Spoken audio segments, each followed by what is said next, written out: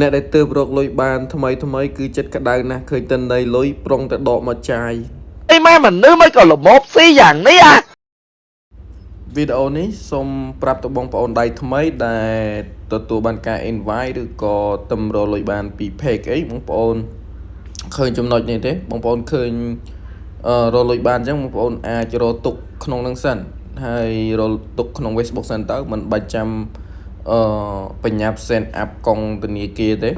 បងប្អូនចាំរកលុយបានទិន្នន័យលុយនៅក្នុង Facebook ហើយចាំ send up ក៏បានដែរខ្ញុំ send up ហើយនេះគឺដោយសារតែខ្ញុំចេះស្រាប់ខ្ញុំ send up ហើយទៅអញ្ចឹងបើបងប្អូនអត់ទាន់ចេះ send up ទេបងប្អូនរកលុយបានច្រើនហើយចាំ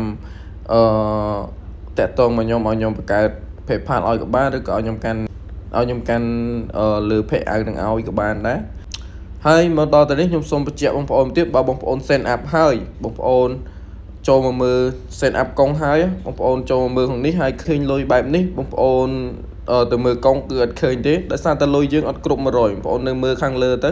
គឺគេដាក់ឲ្យគ្រប់100បាននេះចូលអញ្ចឹងចំណុចនេះខ្ញុំធ្លាប់ send up ឲ្យមិត្តភ័ក្ដិខ្ញុំដែរហើយគាត់ឆាតសួរខ្ញុំខ្លាំងមែនទែនហើយរហូតទៅគាត់ទៅដូរកុងខ្ញុំចេញដាក់កុងគេអញ្ចឹង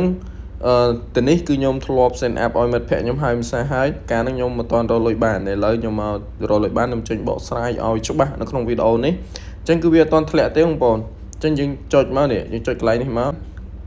នេះបងប្អូនអញ្ចឹងវានៅដាក់process ឡើយអញ្ចឹងគឺអត់លុយអត់ទាន់ធ្លាក់ទេប៉ុន្តែយើងរកបានលុយអត់ទាន់ធ្លាក់ចូលកុងទេប៉ុន្តែយើងរកបានគឺវានឹងសរុបនៅក្នុងនឹងទាំងអស់អញ្ចឹងគ្រប់100គឺវានឹងធ្លាក់ចូលកុងយើងហើយការនោះមិត្តភ័ក្ដិខ្ញុំគឺគាត់សួរខ្ញុំខ្លាំងមែនតើអញ្ចឹងវីដេអូនេះខ្ញុំសូមប្រាប់បងប្អូនដៃថ្មីទៅប៉ុណ្្នឹងទេឬក៏ថ្ងៃណាមួយបងប្អូនរកលុយបានអញ្ចឹងជាចំណេះដឹងល្អមួយកន្លែងនេះបងប្អូន